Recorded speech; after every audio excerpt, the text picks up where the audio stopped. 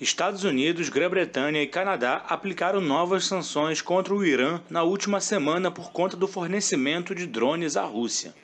As novas restrições não estão desconectadas da recente tensão entre Irã e Israel e simbolizam um contexto geopolítico mais amplo.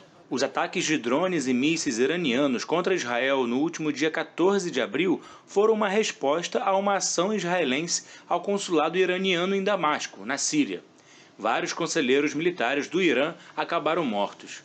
Todos esses acontecimentos geraram um grande alerta de que a crise na região do Oriente Médio poderia escalar para uma guerra. No entanto, as partes não realizaram mais ações agressivas diretas e a tensão foi atenuada. O processo teve mediação diplomática tanto dos Estados Unidos quanto da Rússia para não agravar a situação. We're committed to Israel's security.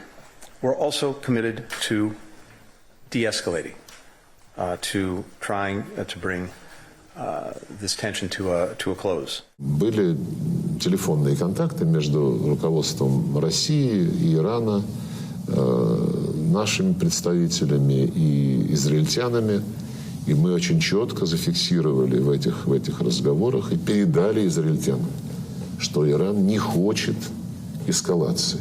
Apesar de uma escalada mais drástica entre Israel e Irã ter sido evitada, a situação entre os dois países entrou em um novo momento de tensão. Eu veria dentro dessa movimentação dupla. A escalada aconteceu, a gente está em um novo momento de relação conflituosa entre Israel e entre o Irã, mas ambos os países chegaram à conclusão de que essa escalada pode parar por aqui, né? De que não é interessante um próximo movimento.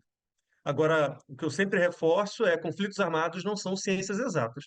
A gente pode imaginar que as lideranças nesse momento não têm interesse em uma escalada maior, em um conflito aberto entre Israel e o Irã, mas a gente está falando de conflitos que podem escalonar aí dependendo de um cálculo errado. A tensão no Oriente Médio se insere em um contexto geopolítico em que, por um lado, Israel tem amplo apoio do Ocidente, sobretudo dos Estados Unidos, e, por outro, o Irã vem alimentando importantes parcerias na cooperação com a Rússia e com a China. O outro grande aliado é a Rússia.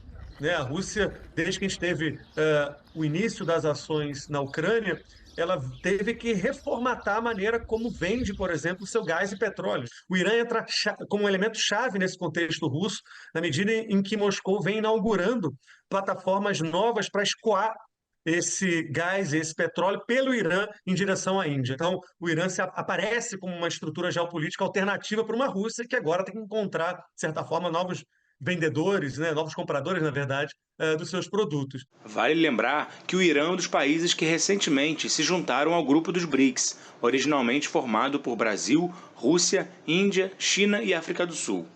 Assim, a Rússia enxerga o Irã como um importante parceiro em uma aliança do Sul global como contestação à hegemonia do Ocidente no cenário internacional. Me parece que o conflito entre o Irã e Israel materializa, de certa forma, um novo momento internacional. Um momento em que a gente tem potências como a Rússia e a China articulando alianças, premissas e visões de mundo que são muito distintas do Ocidente e que, de certa forma, têm capacidade de mudar o sistema internacional. Para além da tragédia humanitária, que são esses conflitos nesse momento no Oriente Médio, eles são, sim, muito representativos de um novo momento da multipolaridade, de um novo momento em que países do chamado Sul Global querem ter mais voz, de alguma maneira querem ter uma articulação mais ampla e embaralha um pouco o jogo.